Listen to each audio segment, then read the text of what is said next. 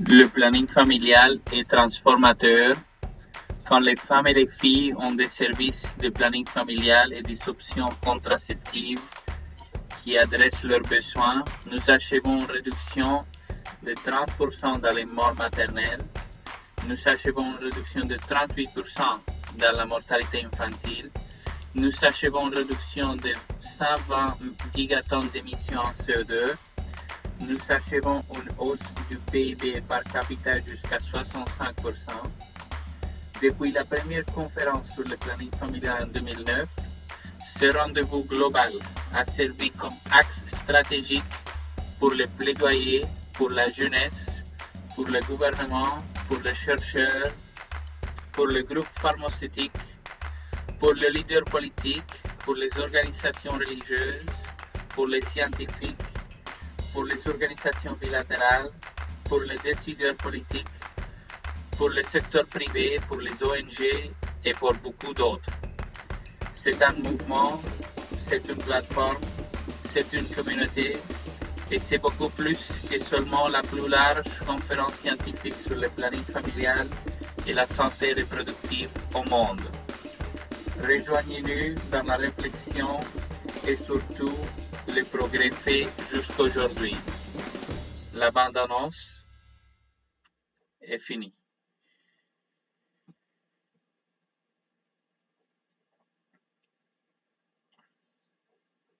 Merci à nos sponsors. Suivez-nous dans nos réseaux sociaux. Et nous allons commencer bientôt.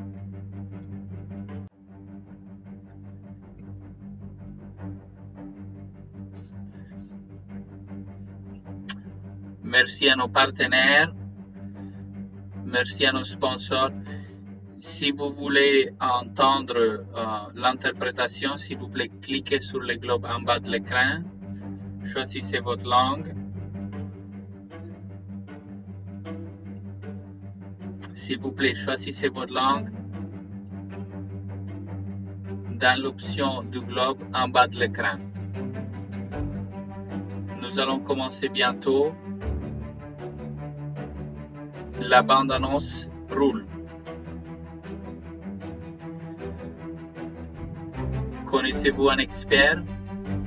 S'il vous plaît, envoyez vos nominations. Si vous avez besoin de traduction, choisissez en bas le globe pour l'interprétation. La session va commencer. La session va commencer bientôt avec Dr. Taleng Mofokeng. La session va commencer bientôt avec Taleng Mofokeng, Nomtika Jawana, Choi Ngo et Nerima Were.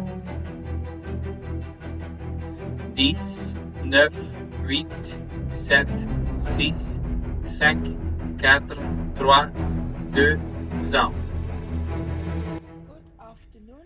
Bon après-midi ou peut-être bonjour là où vous êtes dans le monde. Mon nom est Dr. Taleng Mofokeng, mais les gens m'appellent Dr. T et je vous rejoins depuis Johannesburg en Afrique du Sud. Je suis médecin, toujours pratiquante, mais je suis aussi la rapporteure spéciale de l'ONU sur les droits qu'a tout le monde et toute personne de jouir du meilleur état de santé et physique et mental possible. Donc, je suis rapporteur spécial auprès de l'ONU et aujourd'hui, je suis très contente de vous présenter 3 panélistes qui vont partager avec nous la communauté globale du planning familial, vont partager leur expertise par rapport à comment nous pouvons exiger et avoir une couverture médicale équitable et universelle qui inclut les plannings familiales. Nous vous invitons aussi à partager vos histoires sur le pouvoir du planning familial dans votre vie, dans la vie de votre famille et la vie des membres de votre communauté. De façon que vos témoignages font déjà partie du mur des histoires du planning familial et ces histoires que vous avez partagées ont été partagées à travers nos réseaux.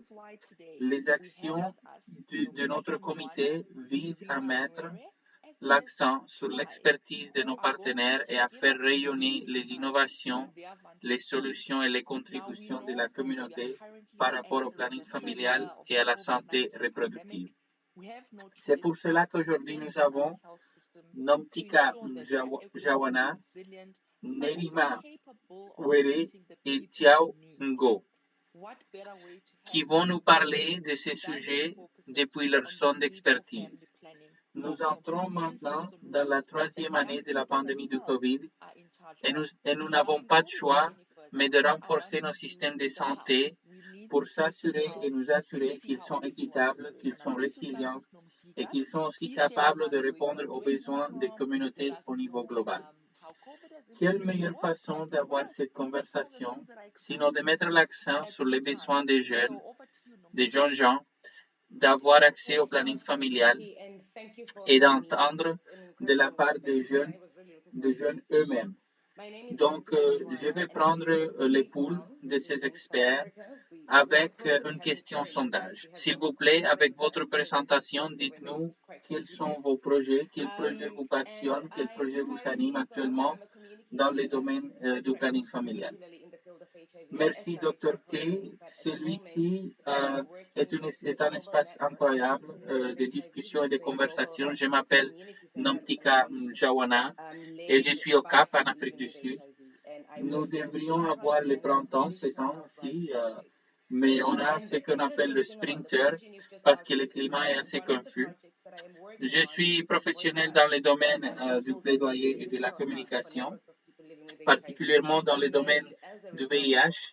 Et à l'instant, je travaille avec le réseau global des patients vivant avec le VIH. Je cherche avec mon travail à améliorer l'accès au traitement, à améliorer les services pour cette communauté. Et c'est un espace médical dans lequel on a des innovations incroyables, dans lesquelles on fait beaucoup d'avancées, comme dans les autres domaines de la médecine. Et c'est un espace qui est lié à la communauté, tout à fait. Il a vu sa jeunesse, son commencement avec une consultation communautaire. Et ça nous a mené à penser à des différentes méthodes innovantes avec lesquelles nous pouvons servir notre communauté et surmonter des défis qui touchent directement la vie des gens, comme par exemple la couverture médicale universelle. Merci. Merci, Nomtika. Et moi, je suis fasciné par l'innovation digitale, l'innovation en communication, pour nous assurer que nous utilisons les outils digitaux pour toucher nos communautés et nos patients. Nerima, s'il vous plaît. Bonjour, Dr. T. Merci beaucoup de m'avoir invité. Mon nom est Nerima Were. Je suis au Kenya et je travaille avec le réseau légal et éthique, des problèmes légaux et éthiques avec les gens vivant avec le VIH, le SIDA. Je travaille en tant qu'avocate, comme j'ai dit, au Kenya avec la communauté du VIH. Et on a vu ces dernières années avec la pandémie du Covid que c'est un défi important à surmonter, le défi général et global de l'accès à la santé. Nous travaillons étroitement avec le gouvernement local, régional et national pour la prestation de services, que ce soit des éléments assez de base ou bien des services médicaux plus complexes. Et donc, on travaille aussi pour construire la solidarité entre nos partenaires, nos différents partenaires sur le terrain ici au Kenya. Et, et c'est assez important le progrès qu'on a fait jusqu'à ces dates. On a eu beaucoup de promesses de la part du gouvernement. On a fait beaucoup de promesses qu'on doit tenir avec nos communautés, nos résidents, nos citoyens.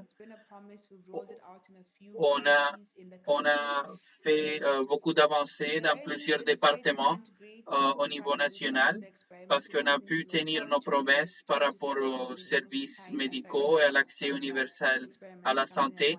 Mais on a une élection nationale l'année prochaine et il y a toujours de terrain à couvrir pour tenir nos promesses vis-à-vis de la population kenyane. Merci beaucoup, Nerima, pour vos perspectives. Et bon, on verra qu'on a ici plusieurs perspectives dans de différentes régions, de différents pays. Donc, c'est une richesse. C'est une richesse. Et maintenant, nous allons entendre de la part de Tiao. Bonjour tout le monde. Et c'est un honneur d'être ici. From Africa this morning. So that's my pause. You know, it's Monday and I'm excited to be having this conversation Je with suis you all. très My name heureux is d'être Scott ici. Wall. I'm C'est un lundi epidemiologist tuning in from New York City. Et je viens à vous pas depuis l'Afrique, mais depuis la ville de New York. Rigorous data and evidence to Et, champion for social justice, et je travaille en tant que gender equality. professionnel de la My point of justice. view for today's conversation. Et la I'm conversation the d'aujourd'hui vice president of social behavioral science research at the Population est Council. gérée So I lead en a partie global par mon effort travail. to Je vais track, contribuer assess dans ma social, part de la economic, conversation de and mon health travail de cluster, recherche, particularly so mon relevant recherche right now scientifique during the global dans les economic domaines économiques, dans les climate domaines change, as sociologiques, well as the global pandemic et, intertwined et, crisis. et comment So on va parler I'm de really comment happy to be here la and pandémie really globale looking touche forward to this des différents fascinating éléments économiques, conversation about the role socio-économiques of contraception partout dans in le the monde. biospheres of L'accès aux universal health préservatifs est access. assez important et ce sont des domaines que je vais toucher. Oui, absolument. Il y a des situations et des problèmes qui nous touchent tous. Et il faut souligner que même avant la pandémie, on avait des populations marginales qu'on n'arrivait pas à toucher et à servir. Et maintenant, avec la pandémie, c'est encore plus, il est à croître cette communauté, cette population marginale, ces groupes qu'on n'arrive pas à toucher, on n'arrive pas à servir. Donc, il faut refocaliser nos efforts et notre travail pour que l'on puisse toucher la plupart des gens possibles. Et donc, on a besoin des options, on a besoin de penser, on a besoin de recueillir des données et de l'information pour trouver des nouvelles façons, des façons plus innovantes qui nous permettent de toucher la vie des gens, de servir les patients et les communautés tout à travers le monde. Donc, qu'est-ce que l'on fait maintenant? Qu'est-ce que l'on fait aujourd'hui pour toucher ces communautés vulnérables dans le contexte de la pandémie et les communautés qui ont besoin d'aide et de services médicaux au-delà de la pandémie. Qu'est-ce que l'on est en train de faire aujourd'hui dans cette intersection, dans ces carrefours de la pandémie et aussi du VIH et pour toucher ces communautés? Bon, ce que je trouve intéressant et important, c'est que la pandémie du COVID a eu un impact assez fort Et la pandémie a accentué et a mis en lumière beaucoup de ces problèmes systémiques par rapport aux services de santé et à la couverture médicale. Ce que je pense que l'on doit faire davantage, c'est entendre, c'est écouter nos communautés et écouter les gens que l'on est appelé à servir pour mieux comprendre, désigner et mettre en œuvre les programmes que nous faisons pour épanouir et toucher davantage des communautés marginales. Il est important aussi d'impliquer les jeunes. Donc, il faut impliquer les jeunes dans ce travail et faire au niveau national et au niveau global la compréhension et faire les liens entre la santé et les droits humains. Donc, la santé, l'accès à la santé, c'est un droit et il faut faire cette liaison pour que la communauté et les partenaires et les organisations soient renforcés dans leur travail et que l'on puisse tisser des réseaux globaux, des réseaux régionaux, que l'on puisse investir davantage dans l'infrastructure au niveau local et au niveau régional et que l'on puisse vraiment toucher les besoins et les communautés là où ils sont les besoins les plus importants. Il est important, comme j'ai dit au tout début, de comprendre qu'est-ce que cela veut dire d'écouter les gens, d'écouter les besoins des communautés et agir à partir des besoins de la communauté. Donc, il y a plusieurs identités, plusieurs problèmes, plusieurs communautés qui ont besoin de nos services et il faut comprendre cette diversité de besoins et à partir de cette diversité, on peut mieux servir. Mais cette diversité, on ne la comprend pas que si on écoute, que si on est sur le terrain. Et donc, avec l'augmentation des défis dans le contexte pandémique, avec l'augmentation des défis médicaux, nous devons impliquer davantage les jeunes et renforcer les infrastructures du service de santé, des systèmes de santé universel régional, avec des partenariats, avec de l'investissement et avec la compréhension de comment chaque aspect de nos communautés, de nos défis communautaires, de nos défis médicaux, comme chacun de ces aspects touche et évolue au fur et à mesure que nous agissons. Donc, il faut renforcer davantage notre implication sur le terrain et renforcer davantage nos partenariats avec la communauté. C'est ça. Merci beaucoup.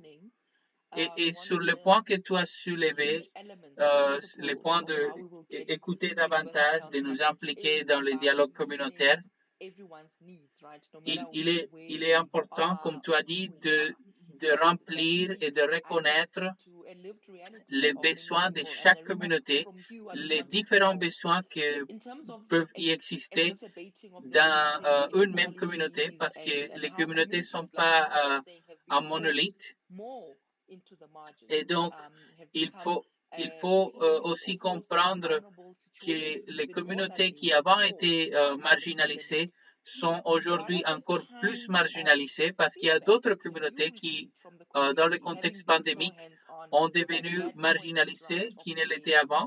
Donc, on a plusieurs niveaux de communautés marginales aujourd'hui et il faut les impliquer davantage.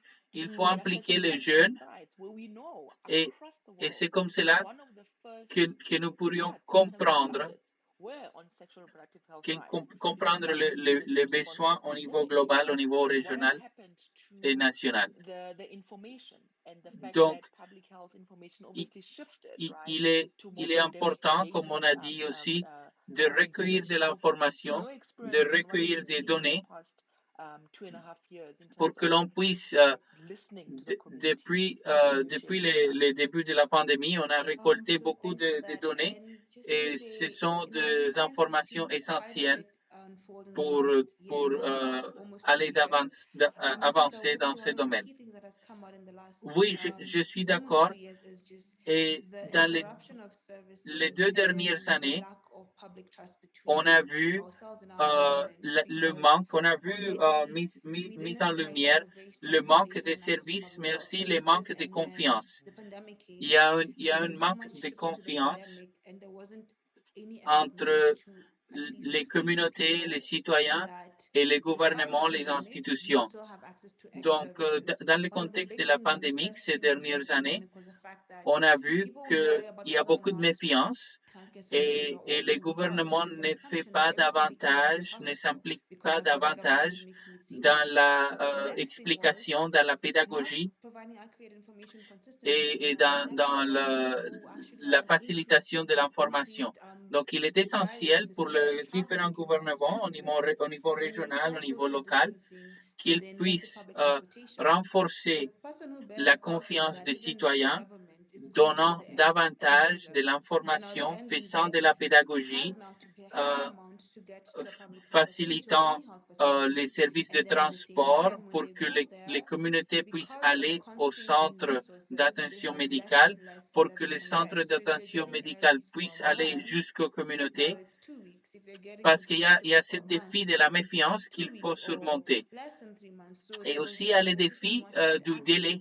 Il y a des délais qui sont trop longs, que ce soit 2 semaines ou bien 2 mois. On peut pas laisser les communautés avec une longue durée de temps sans attention médicale, surtout sans le suivi médical. Imaginez-vous que vous êtes enceinte, vous êtes une femme enceinte, et pendant 2 mois, vous n'avez pas de service, vous n'avez pas de visite médicale de la part des médecins, des infirmières. Donc c'est un défi, c'est structurel. C'est un défi qui touche aussi, par exemple, les étudiants qui n'ont pas accès à l'Internet, qui n'ont pas accès aux ordinateurs. Donc, c'est un choc au système et c'est un défi à surmonter. Nous avons, par exemple, au Kenya, des groupes d'âge chez les jeunes et les données démontrent que les besoins de ces communautés jeunes augmentaient, surtout chez les femmes. La démographie des femmes jeunes a des besoins qui ne sont pas remplis par les organisations médicales, par les institutions de gouvernement. Donc, par exemple, l'éducation chez les filles aussi, c'est un problème assez grave. On a les étudiants dans un âge assez précoce qui tombent enceintes, et donc si vous êtes une jeune étudiante et vous tombez enceinte, naturellement vous quittez l'école.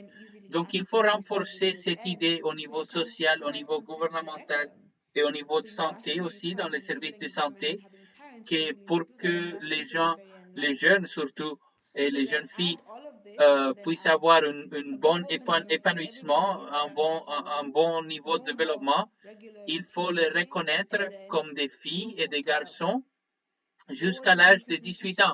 Jusqu'à l'âge de 18 ans, les jeunes doivent être à l'école en train d'apprendre et pas à la maison ou autre. Et c'est pour cela que l'accès aux préservatifs est important. C'est la réalité de beaucoup de nos confrères, de nos concitoyens. L'accès aux préservatifs est essentiel. Et sinon, il faut reconnaître aussi que l'option pour beaucoup de ces gens et ces jeunes filles, c'est l'IVG. Donc, l'IVG qui parfois est difficile d'accès devient la réalité ou bien la seule option pour beaucoup de ces jeunes filles. Et donc, on a le niveau national et le niveau régional dans le ministère de Santé, dans le gouvernement. Et on doit agir, on doit s'impliquer davantage dans ce travail. Dans le cas du Kenya, on a le niveau de santé régional qui est chargé de la santé primaire, des services de santé primaire. Donc, il faut renforcer ces structures régionales. Et après, c'est les ministères et les gouvernements au niveau national qui prennent en charge la gestion de la pandémie de COVID. Donc, il y a cette différenciation assez importante, niveau national pour la pandémie de COVID et niveau régional pour les besoins de santé primaire de nos concitoyens. Et cet espace est devenu surchargé par le contexte pandémique. Donc, il faut renforcer davantage ces deux niveaux, surtout le niveau régional, parce que les travailleurs dans les domaines de santé primaire sont fatigués et on a des grèves. Et donc, on a eu 3 grèves, en fait, dans le contexte de 2 dernières années de la pandémie. Et donc, on voit que les infirmières, les docteurs sont oubliés par le gouvernement national, par le gouvernement régional. Et les gouvernements parfois préfèrent de virer les grévistes et pas de adresser les différents problèmes qu'ils sont en train de protester, qu'ils sont en train de soulever et de souligner. Donc, ça, c'est un problème parce qu'on a besoin de ces professionnels de la santé, mais on a besoin aussi de reconnaître que le système est allé jusqu'au but et le système a besoin d'être renforcé au niveau national, au niveau régional, surtout au niveau régional pour ces soins primaires et pour ces soins de planning familial et de santé reproductive. Donc, dans le cas spécifique du Kenya, on a eu, comme tu dis, des difficultés à observer ce qui s'est passé sur le terrain, mais on reconnaît qu'il y a plusieurs défis. Et on doit reconnaître que le droit à la santé, le droit au service de santé est un droit qui est lié aux autres éléments sociaux, aux autres espaces sociopolitiques, comme par exemple le travail. Tu as déjà parlé des grèves et on comprend que le travail et la santé sont liés, que ce soit les conditions de travail dans un hôpital, dans une clinique, dans un poste de santé, ou bien que ce soit l'état de santé des gens qui travaillent dans des autres industries. La santé est un droit et la qualité de la santé que l'on donne à nos concitoyens doit être accessible, doit être d'un haut niveau. Et on doit travailler davantage avec ces prestataires de services médicaux qui sont surtout impliqués dans un service de santé et qui sont en même temps des bons employeurs de bon niveau qui donnent une bonne condition de travail à leurs employés pour qu'il n'y ait pas de grève et donc pour que les gens qui sont des professionnels de la santé se sentent à l'aise et qu'ils puissent donner un service de haute qualité. Donc, Thiago, chez toi, quels éléments de recherche, de recherche scientifique peut-on relever, peut-on soulever quelles sont les leçons euh, quelles sont les leçons de la recherche scientifique que l'on peut transmettre et transférer au domaine de la santé publique et de l'accès à la santé. Je comprends que c'est une thématique assez grande.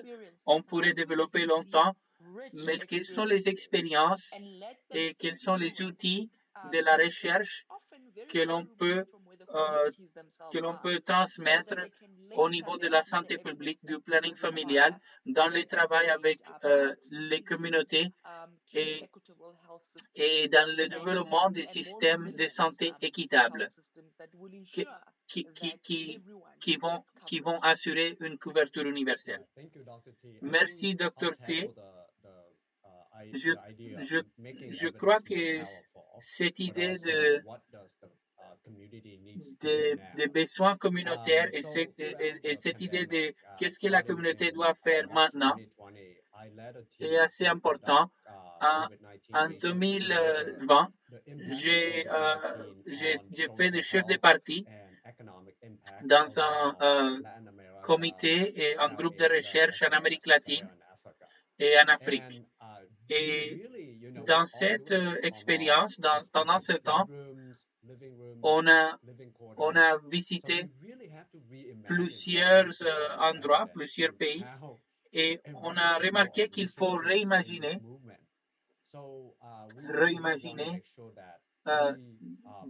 des éléments de recueil de témoignages, de recueil des données.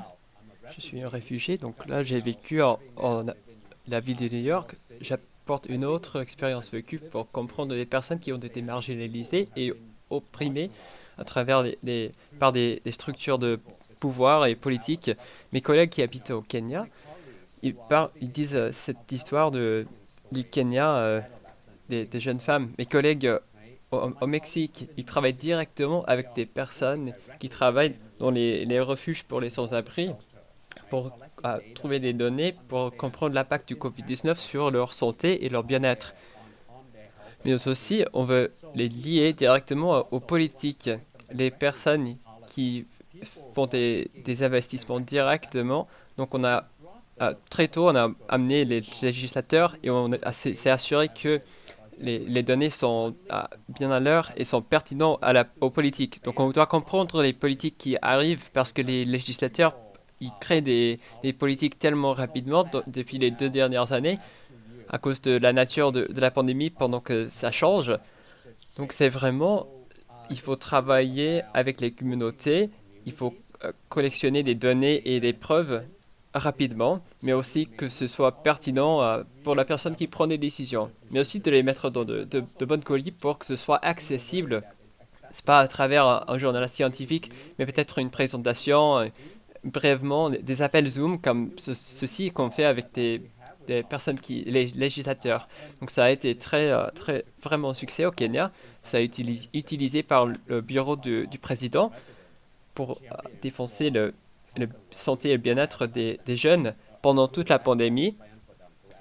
Mais je veux vraiment encourager le secteur de planning familial d'imaginer que la qualité et le planning familial, c'est vraiment, ça fait partie de quelque chose pour que toutes les jeunes, les femmes et tout le monde d'avoir les meilleurs succès pour toute leur santé et bien-être et leurs aspirations dans la vie. Donc c'est pas juste à part, mais comment est-ce que ça peut être intégré dans des différents systèmes et des processus au niveau national, au niveau local.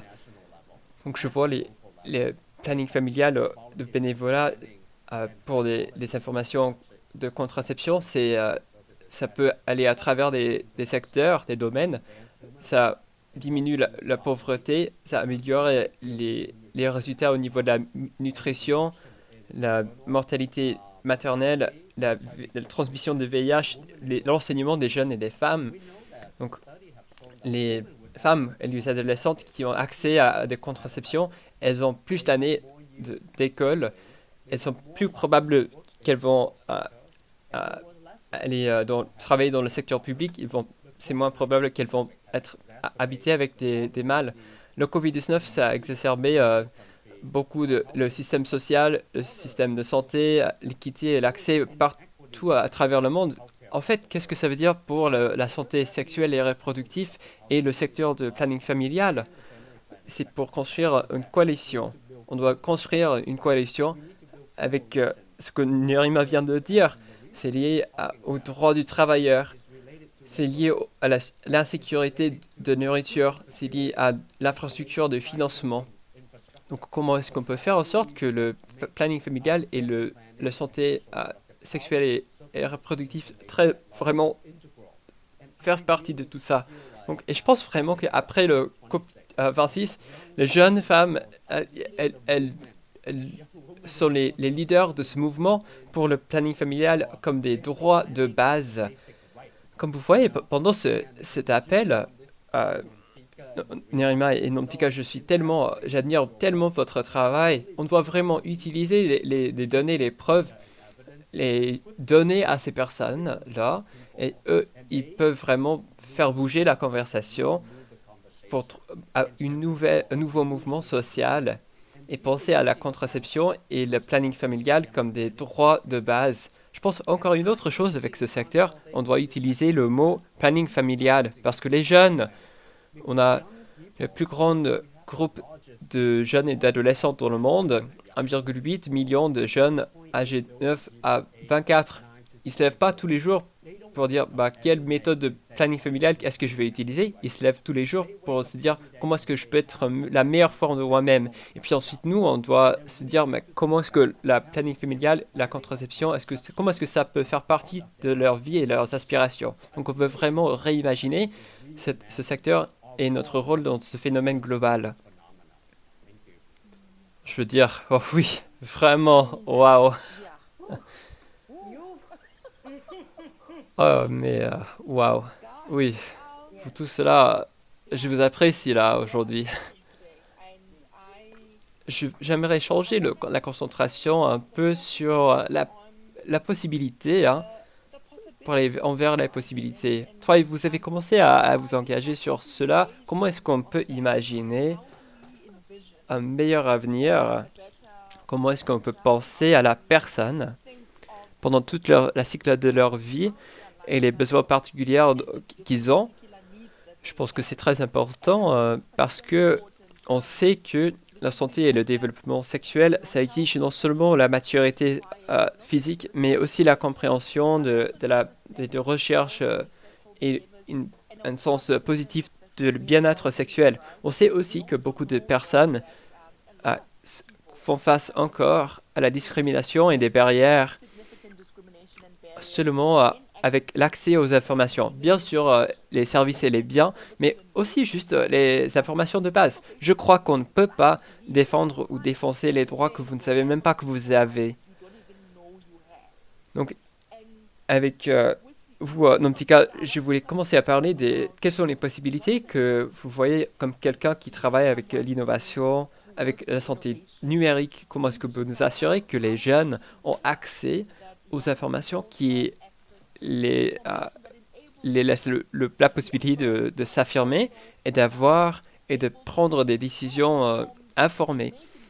Donc, je vais vous donner une statistique encore très triste que beaucoup de femmes à travers le monde ont toujours ce besoin auquel on n'a pas encore répondu pour la contraception. Donc, ce que je trouve intéressant, c'est que ces statistiques autour de ces besoins auxquels on n'a pas répondu sur la contraception, ça nous réveille vraiment. Que 1 sur 10 femmes de reproduction, et ça, on estime environ 270 millions de femmes de l'âge de reproduction ont ce besoin auquel on n'a pas encore répondu pour la contraception. Et plus de 2000 femmes qui veulent éviter une grossesse n'utilisent pas des méthodes contraceptives modernes. Et les barrières, il y en a beaucoup et ils sont divers. Donc, si on veut répondre à cette couverture maladie universelle avant 2030, si on va répondre à ces besoins de développement durable par 2030. Comment est-ce qu'on peut innover? Comment est-ce qu'on peut leur donner des informations pour où aller pour ces services? Et je pense aussi pour au moins le système devrait pouvoir leur fournir plus qu'une ou deux choix. Hein. C'est pas juste seulement la contraception, c'est aussi le fait d'avoir les choix, les options qu'on a. Finalement, ils peuvent nous donner est-ce que je prends la décision d'utiliser la contraception ou pas, avec les effets secondaires ou les méthodes pour l'utiliser. Donc, quelles sont les possibilités pour l'innovation dans cet espace, étant donné quelles sont les intersections différentes. Donc, je pense tout d'abord, avec le programme et les ressources, je pense qu'il y a quelque chose qui est très important, c'est que beaucoup d'initiatives centrées sur la communauté sont financées par les donateurs et souvent il y a beaucoup de critères et de frontières entre comment est-ce que les limites, comment est-ce qu'on peut utiliser cet argent d'autres personnes. Ça peut être très limitant. Donc avant de savoir comment est-ce qu'on va mettre en œuvre tout ça, il faut penser d'un point de vue de structure, où on en est maintenant, d'où vient cet argent et combien de temps est-ce que j'ai pour innover avec cet argent qu'on m'a donné. Parce que l'innovation, c'est pas quelque chose qui devient quelque chose qui se passe tout de suite. Il y a beaucoup d'apprentissage au niveau numérique, comme ce que je vous ai dit tout à l'heure. Il y a 4 sortes de différentes conceptions pendant le processus, parce qu'à chaque fois qu'on pensait savoir ce que les communautés dont ils avaient besoin, les informations ont changé. Et j'aime bien comment cette conversation est autour des informations, parce que ça, c'est très important. Les femmes, les jeunes qui habitent avec le VIH, l'accès au traitement, le COVID-19, avec toutes les personnes qui habitent avec le VIH, il y a tellement de désinformations autour du COVID et comment ça impacte les personnes qui habitent avec le VIH. Donc, comment nous, on a vu ça avec un exemple là, c'est qu'on a créé, avec des réseaux, on a développé cette plateforme qui est conçue uniquement et seulement spécifiquement pour des personnes qui habitent avec le VIH, qui vivent avec le VIH. Donc, c'est pour l'accès à la contraception, accès au traitement, les vaccins contre le COVID-19, spécifiquement la santé mentale, qu'on a récemment vu sur la plateforme pour le jour de la santé mentale. Donc on a eu beaucoup d'idées sur comment le COVID-19 a impacté leur vie privée en dehors du numérique, parce qu'on a dû montrer des permis pendant que vous allez dans une institution, et donc là, il faut dire votre statut pendant que vous allez pour faire ça. Donc, il y a des gens qui posent des questions pendant que vous allez accéder à des services. Donc, sans vraiment aller partout, parce qu'en fait, il y a tellement de choses à dire. Le premier point, c'est de regarder les ressources, les fonds, comment est-ce qu'on va mettre en œuvre nos programmes. Les personnes qui nous donnent, qui nous financent, il faut penser d'une manière non coloniale. Et les gouvernements, les institutions, il ne faut pas penser d'une manière coloniale. Il faut décolonialiser. Donc là, toutes les limitations avec ce qu'on peut faire ou pas faire avec ces ressources, avec les communautés qui ont besoin de ces services qu'on ne peut pas offrir, c'est limitant. Et ça peut être un vrai défi. Donc je pense que la première chose à apprendre sur ces limitations, c'est que les limites sont très difficiles et on doit vraiment voir comment on fait avec ces ressources. Deuxièmement, je pense que on parle de cette question sur l'innovation, les cadres de conception collaborative et inclusive. Ce que ça veut dire, c'est que ce qu'on veut faire, quoi que ce soit, si on veut assurer qu'il y a ces besoins auxquels on va répondre pour la conception, quelles communautés ont besoin de quelle sorte de contraception en fait? Et est-ce qu'on peut arriver au moment où on fait en sorte que, ce que vous dites d'habitude, Dr T, il n'y a pas de choix sans justice. Si j'ai seulement une forme de contraception que j'ai comme mon option, ce n'est pas forcément moi en ayant accès à la contraception, si c'est pas forcément ce que dont j'ai envie, mais c'est la seule chose auquel j'ai accès. Donc je pense que c'est plutôt autour de penser aux ressources et de penser à comment on va de manière active s'engager avec ces communautés, comme toi disais, autour de la recherche, avec toutes les d'aller dans d'autres pays et leur parler, mais aussi de faire le point tout le temps.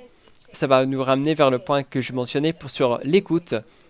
Moi, je dirais, surtout en ce moment avec le développement des outils numériques, ça veut dire qu'il faut tout le temps retourner vers des personnes qui mettent en œuvre cet outil pour savoir est-ce que vraiment, est-ce que ces informations est présentées à vous de la manière dont vous voulez l'entendre ou que vous voulez le voir.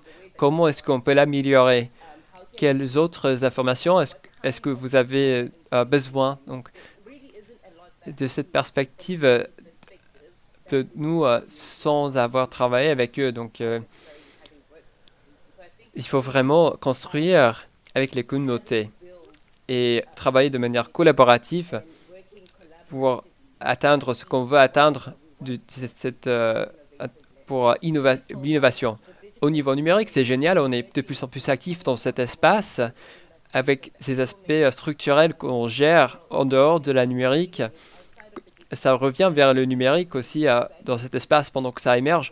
Mais même si vous regardez qui doit mettre en œuvre ces innovations et quelles sont leurs capacités, c'est quelque chose qui est très important et il faut y penser. Les ONG et les initiatives dans les communautés se trouvent maintenant qu'ils regardent les informations en ligne. Mais donc, avec ceci et cela, donc c'est important de construire cet outil et voir si ces personnes, si on peut aller envers eux avec cet outil. Donc, il faut avoir ça derrière. Même la capacité, on n'utilise pas, on n'est pas dans les entreprises de la technologie. Donc, il faut vraiment mieux comprendre quelles sont les informations au niveau de la santé numérique. À quoi est-ce que ça ressemble pour les organisations, les communautés qui doivent faire cette transition pour apprendre cet espace? Parce que ça, c'est tout un voyage. Il y a encore des personnes qui ne comprennent pas vraiment l'égalité parce que et puis tout d'un coup, je dois comprendre cet outil. Et peut-être, là, mon téléphone ne peut pas accéder à ça et peut-être même mon réseau ne marche pas dans cette région.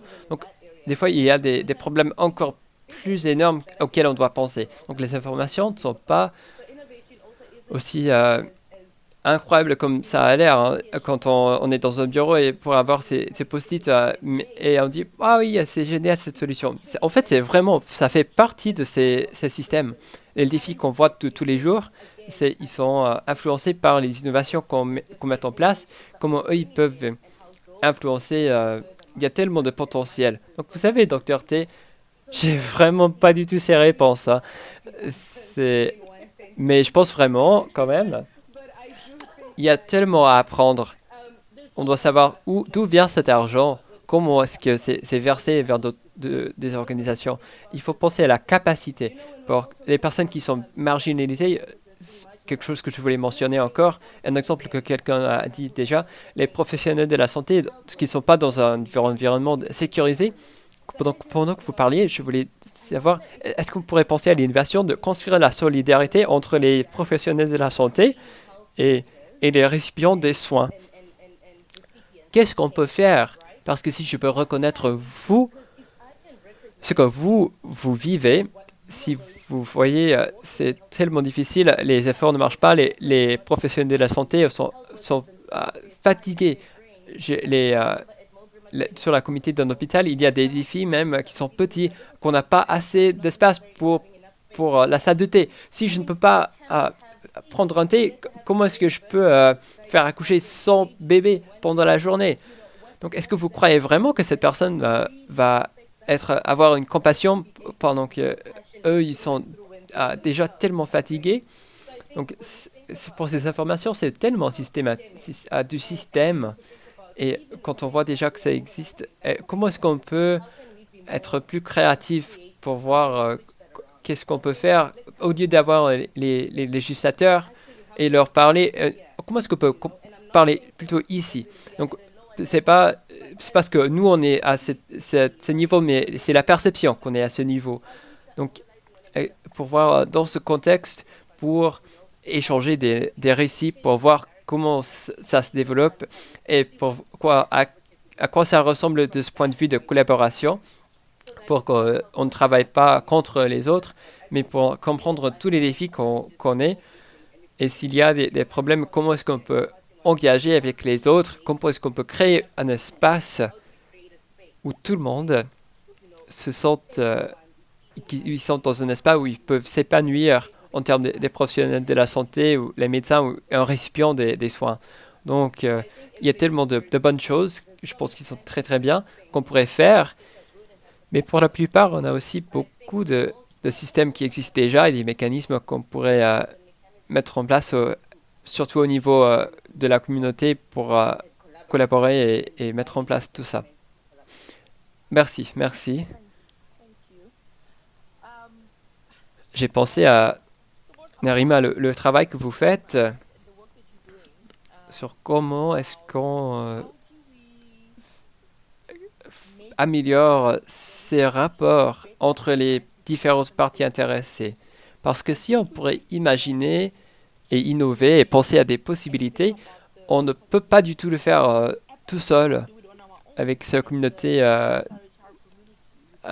On ne peut pas les faire tout seul en tant que des personnes qui veulent être centrales à cette mission de couverture maladie universelle. Donc, quelle sorte d'apprentissage, quelle sorte de possibilités est-ce que vous voyez pour l'engagement de plusieurs parties intéressées et d'être vraiment avoir ces intentions pour reconstruire? Qui va bénéficier de cette reconstruction? Si on ne peut pas accepter que ce avec quoi on vivait avant la pandémie, c'était pas juste pour beaucoup de personnes. Ok, donc merci pour ça. Je dirais que ce qui est clé, qui est survenu, c'est que je pourrais dire plein de choses, mais une chose que je dois vraiment regarder, c'est de trouver des priorités. Quel est ce processus pour choisir les priorités? Donc souvent, quand on va dans ces conversations, certaines vont juste dire que c'est un mécanisme de financement. Il y a des personnes qui étudient l'économie qui vont dire qu'on peut se reposer. Pour certains d'autres, c'est juste la politique. Laissez les hommes et femmes politiques vous dire ce qu'il faut faire. Basé sur la science, ils vont vous donner un clé pour ce qu'il y a. Mais rien de tout ça n'est vrai. Parce que le processus pour créer des priorités pour notre pays, ça devrait intégrer le plus de personnes possible. On doit accepter une chose, au moins pour les femmes dans notre contexte, et je ne pense pas qu'il y ait un contexte où il y a des ressources infinies. Quand on a des ressources qui ne sont pas infinies, on doit prioriser les choses, et ça exige qu'on a des conversations qui ont vraiment du sens, qui sont robustes, et ça ne peut pas se passer si vous mettez de côté certaines populations.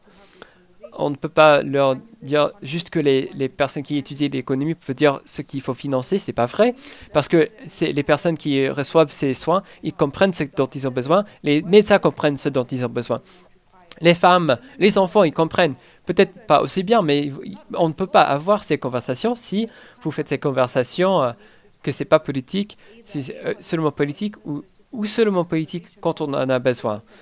Quand je dis seulement politique quand on en a besoin, c'est que c'est facile d'investir dans pas seulement ce qui est vraiment incroyable, mais seulement ce qui est tangible, ce qu'on peut voir. On a construit un hôpital et on a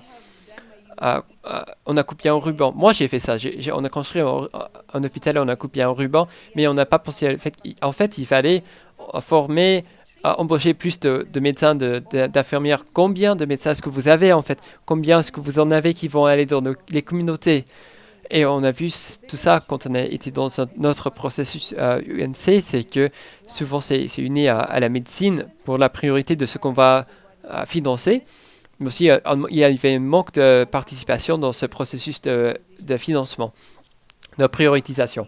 Parce qu'en fait, on a choisi 4 comtés pour le UNC et donc on va choisir un comté parce qu'il y a beaucoup de VIH.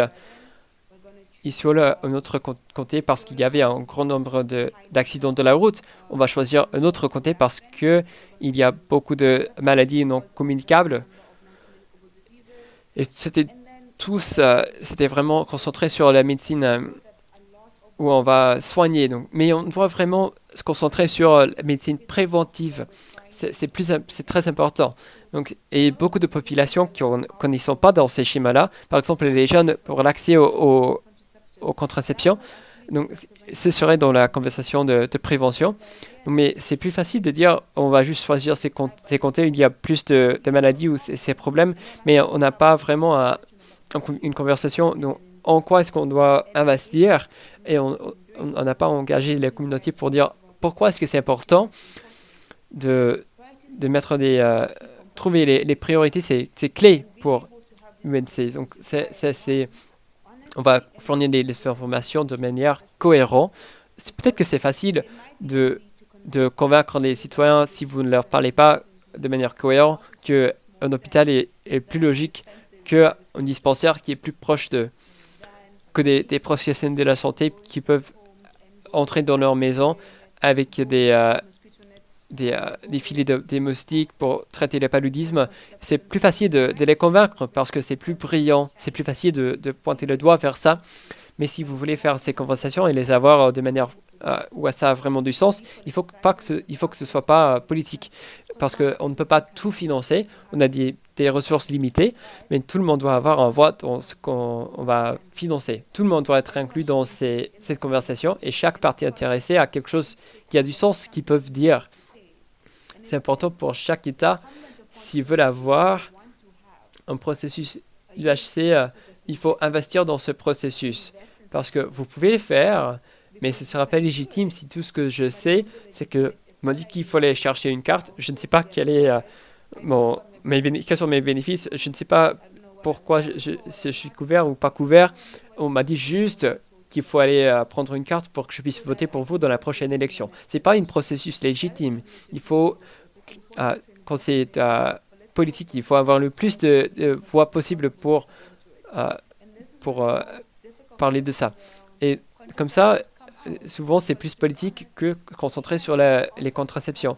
On dit souvent que c'est tellement incroyable à quel point on a fait très bien pour la contraception pour les femmes mariées, mais on ne dit pas à quel point c'était difficile et pas bien pour les jeunes femmes. On n'en parle pas. Donc, depuis, il y a entre les âges de 9 et 14, vous savez que en fait, ces filles sont actives sexuellement, mais on ne veut pas avoir ces conversations avec eux. On ne les compte même pas dans les données. Donc, ce qui leur arrive, c'est perdu totalement. Et d'avoir ces priorités, c'est pas seulement la recherche, c'est qu'il faut faire plus de recherche. Il faut que les citoyens soient présents pour informer ces décisions au niveau de la politique, pour voir quels sont ces processus, pour comment est-ce qu'on va investir dans la jeunesse. Donc, il faut vraiment capturer tout ça dans un processus où on va choisir des priorités et que ce ne soit pas politique. Il faut que les parties intéressées soient aussi impliquées que possible pour que ce soit le mieux possible. Merci beaucoup, Nebrima. Maintenant, je pense à l'impact de la violence sur des personnes qui ont des utérus, qui ont besoin de contraception peut-être, parce que forcément, le risque de violence basée sur le genre, ça a augmenté pendant la pandémie dans beaucoup de régions du monde. Et comment est-ce qu'on peut avoir ces conversations où les dirigeants, les gouvernements, ceux qui est chargé des systèmes de santé, on ne peut pas juste dire, ben voilà, on va leur donner la contraception. On doit aussi éliminer la violence, parce que la violence qui cause ces grossesses, c'est vraiment la preuve de cette violence. Il y a beaucoup d'autres jeunes qui n'ont pas les ressources pour montrer que cette violence s'est passée. Donc, c'est tellement important. Nous, on promouve très clairement pour cette couverture maladie universelle et aussi le planning familial, mais on a aujourd'hui de tous les niveaux de discrimination et la violence, et il y a tellement de violence sexuelle aussi, c'est très difficile. Si les jeunes ont déjà une difficulté pour accéder au planning familial et accéder au choix dans les établissements, Après, est-ce qu'ils peuvent vraiment, après une violence sexuelle, avoir la volonté ou la sûreté de soi pour se dire, bah oui, ça m'est arrivé, peut-être par un membre de la famille, et donc j'ai besoin d'aide. C'est tellement... donc, vous vous amenez à un autre niveau de cette situation. Et donc, Nantika disait sur ces interventions de santé numérique, ça n'arrive pas en isolement, ça se passe dans un contexte. Donc, qu'est-ce que ça veut dire dans un pays où les femmes ont besoin d'une permission de leur mari avant d'avoir accès à la contraception?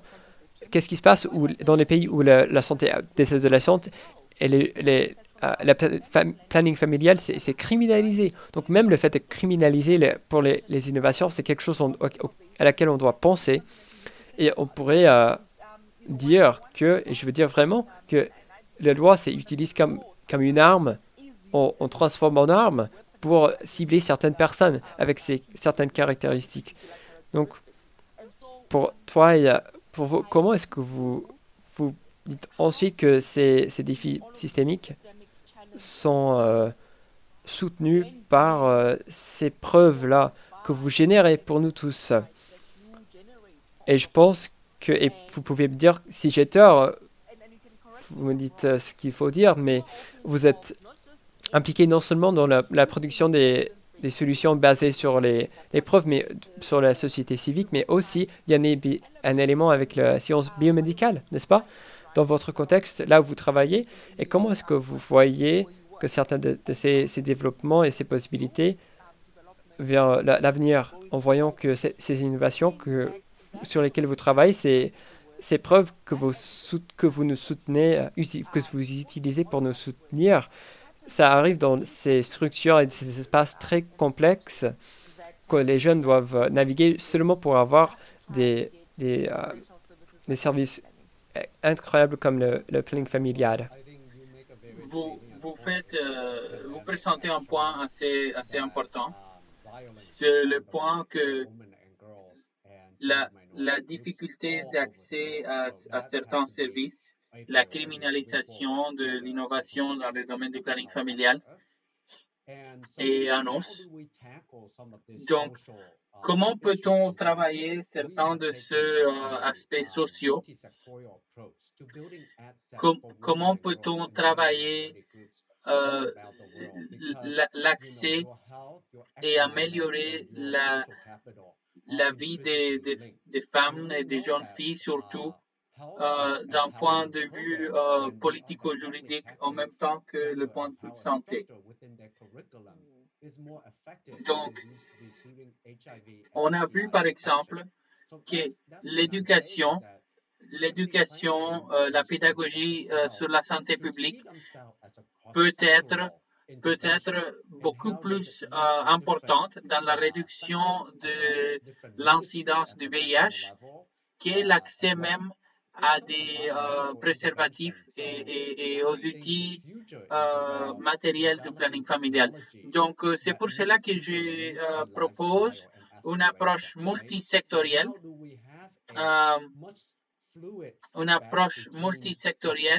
qui touche l'aspect pédagogique et en même temps touche l'aspect de santé et l'innovation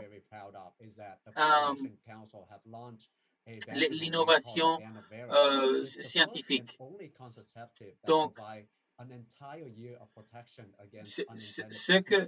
ce que nous vous proposons, c'est par exemple l'innovation comme on a vu avec l'anneau Nuvea qui donne beaucoup de protection et c'est un outil intra-utérin et ça donne de la protection aux jeunes femmes et aux filles avec de la technologie de dernière génération. Il faut donc reconnaître qu'il y a une urgence. Il y a une urgence, honnêtement, chez les filles, chez les femmes, parce que malheureusement, il y a une une nuance des genres. Les hommes n'utilisent pas vraiment, les préservatifs, donc cette charge tombe le plus souvent chez les femmes. Et que ce soit des innovations qui puissent donner pouvoir davantage aux femmes et aux filles pour qu'ils puissent prendre en charge leur santé et leur planning familial. Et je pense que maintenant, avec la technologie, avec les téléphones portables, avec l'accès au réseau et à l'information, à l'Internet, nous pouvons réimaginer et réinventer de façon numérique nos approches pédagogiques, nos approches cliniques et nos approches d'innovation scientifique vis-à-vis le planning familial et la santé reproductive. Par exemple, il faut commencer aussi avec l'approche communautaire et dans cette approche multisectorielle, il faut parler de la violence intrafamiliale, de la violence des genres, des abus de la part des hommes âgés. Donc, tous ce sont des aspects de planning familial qu'il faut en discuter. Et comme on a déjà dit amplement, les points de service, les cliniques de services primaires de santé, les budgets pour ces centres au niveau global sont maigres et il faut les renforcer. Il faut renforcer ces infrastructures en faisant du plaidoyer et en utilisant aussi des innovations technologiques pour renforcer ces structures. Que ce soit Ghana, Rwanda, Ouganda, il y a des exemples de réussite dans ces domaines et nous savons déjà que le rendement et les bénéfices de ces investissements dans la santé primaire des populations, des concitoyens, cet investissement dans le planning familial est assez significatif. C'est un bénéfice significatif, surtout dans les pays de la région africaine. Ça crée de la résilience, ça crée des bénéfices pour l'État. Et donc, nous savons aujourd'hui que c'est un problème de justice économique, c'est un problème de justice sociale et il faut l'aborder sans hésitation. C'est un droit humain et cet aspect du planning familial et des soins primaires doit être inclus de façon systématique dans le financement, dans la préparation des budgets d'État à tous les niveaux. Parce qu'il faut reconnaître que trop longtemps, cette réalité des femmes et des jeunes filles a été oubliée et donc il faut maintenant reconnaître qu'il y a un prix important. Il y a un prix important avec toutes ces réformes et il faut les assumer davantage. Bon, merci. Vraiment, c'est presque une prêche, ce que vous dites, parce que je suis très, très d'accord. Et bon, si on pense, par exemple, dans certains pays, surtout dans certains petits pays, des pays insulaires, il y a un déficit de matériel. Il y a un déficit de matériel dans l'accès et l'approvisionnement de certains éléments de ces préservatifs et des autres outils de la santé reproductive. Donc, tous les aspects, tous les aspects de la production, de la manufacture, de contraceptifs et du planning familial doivent être soulignés. Et on doit renforcer aussi la logistique de la distribution du matériel par rapport au planning familial. Et cet accès à ces outils est quelque chose que nous essayons de remporter dans les faits, sur le terrain. Donc, c'est la mise en œuvre et c'est aussi le suivi qui est important. Bon, moi, je suis partisan, j'appuie la santé publique et les politiques de santé publique qui se basent sur les faits. Donc, il faut se baser sur les faits et la santé publique, il faut reconnaître, c'est un élément de puissance pour les biens. Et donc, il faut faire davantage de sondages, il faut récolter des données, récolter de l'évidence, comprendre la réalité, que ce soit des jeunes, que ce soit des migrants, que ce soit des sans-abri, des SDF au niveau global. Il faut reconnaître la réalité des jeunes et des filles et surtout comprendre qu'il faut investir davantage dans les données et les sondages et la récolte des données au niveau national, mais aussi au niveau subnational, dans les régions, dans les localités, dans les départements. Et il faut les partager, ces données. Il faut les partager, ces données, pas seulement avec le ministère de la Santé, mais avec la présidence, avec le ministère des Finances, avec le ministère de Sécurité, de la Science. C'est lié au développement. C'est lié au développement global du pays et aussi du monde. Et après,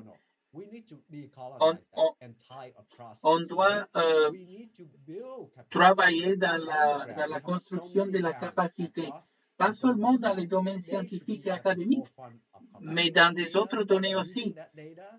Il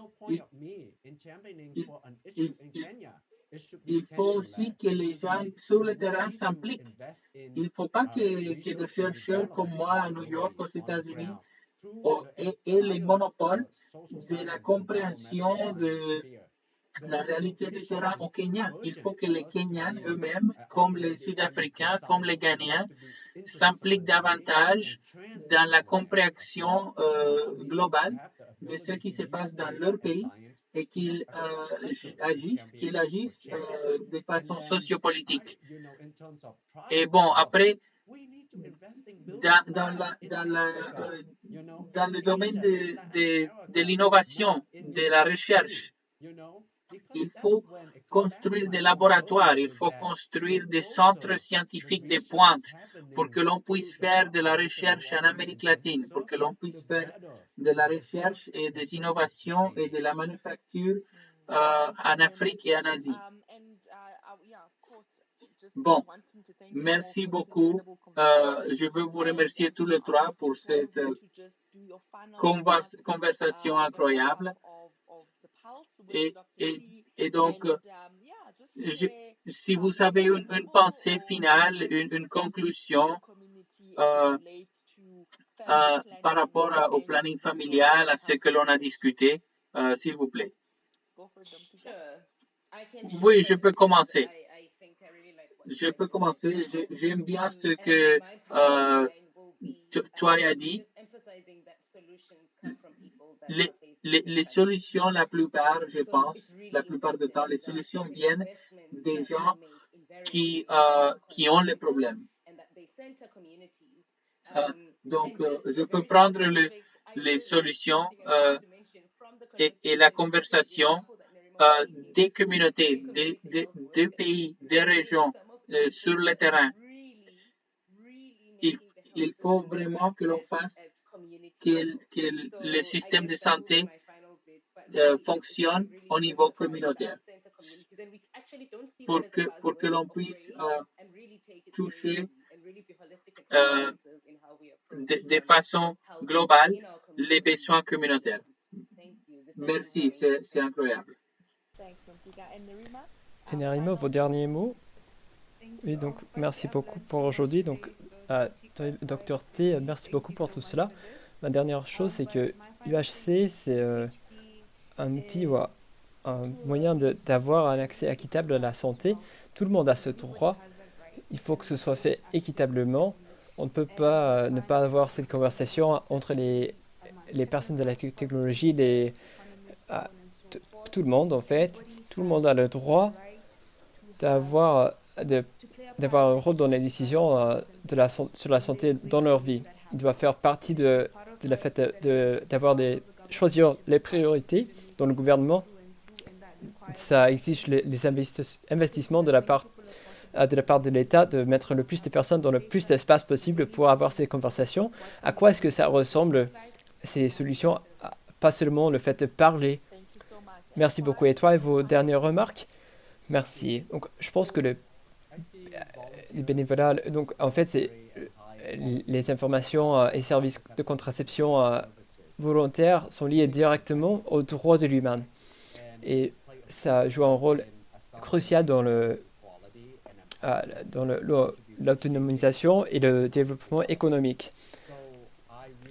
Je nous encourage de travailler à travers des secteurs sur les contraceptions.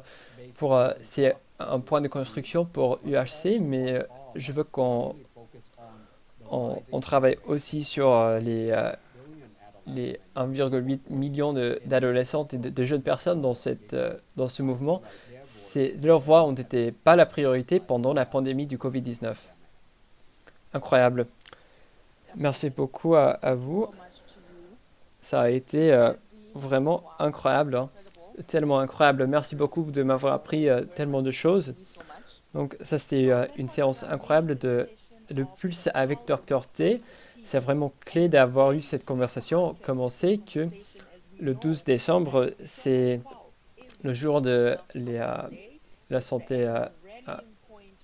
Et donc, c'est le moment où tout le monde va se rassembler. C'est le moment aussi où on a eu cette affirmation de la couverture maladie universelle. Et c'est l'anniversaire de ça. Maintenant, c'est 2021. On a eu tellement de personnes aujourd'hui avec toutes ces idées incroyables et riches sur le planning familial et la couverture maladie universelle. J'espère que vous avez été enrichis, que vous allez encore pousser encore plus dans le plaidoyer. On sait que l'accès à le planning familial, c'est que ça change selon les régions. Les femmes avec le revenu qui sont moins élevés, l'accès à tout ça, c'est très difficile. Il y a plein de barrières, surtout pour ceux qui reçoivent beaucoup de discrimination de plusieurs façons. Donc c'est important pour nous de voir l'accès à la couverture maladie universelle comme une partie pour protéger les principes de non-discrimination, égalité, privacy, intégrité, autonomie et dignité. Et on sait que le planning familial, sans ça, beaucoup de personnes ne peuvent pas s'épanouir parce que leur vie est impactée, surtout au niveau des droits sexuels et reproductifs. La couverture maladie universelle, c'est un droit, c'est pas un coût, c'est pas juste un petit truc. Donc les politiques doivent être alignées avec les droits de l'humain. Ça doit protéger l'accès aux ressources et aux biens. Et j'espère que vous avez entendu comment tout ça, on peut aider l'accès aux droits sexuels et reproductif, y compris le planning familial. J'espère qu'on peut tous y aller ensemble pour prendre des décisions de manière cohésive au niveau national, régional, international. Les jeunes sont des experts dans leur vie. Nous sommes des chercheurs, on est des experts. Tout ce travail va amener à des résultats équitables, même si ces jeunes et leurs communautés sont centrés et si on les écoute. Je veux aussi vous rappeler que la conférence internationale de planning familial se passe en Panama City, Thaïlande. Le thème, c'est le planning familial de couverture maladie universelle. Il faut innover. D'autres opportunités de la part de la communauté globale de planning familial et nos partenaires, il faut aller là à www.icfp22.org. Merci, au revoir. Okay, That's thank so you nice to see everybody. you. Thank Wonderful to see you. you.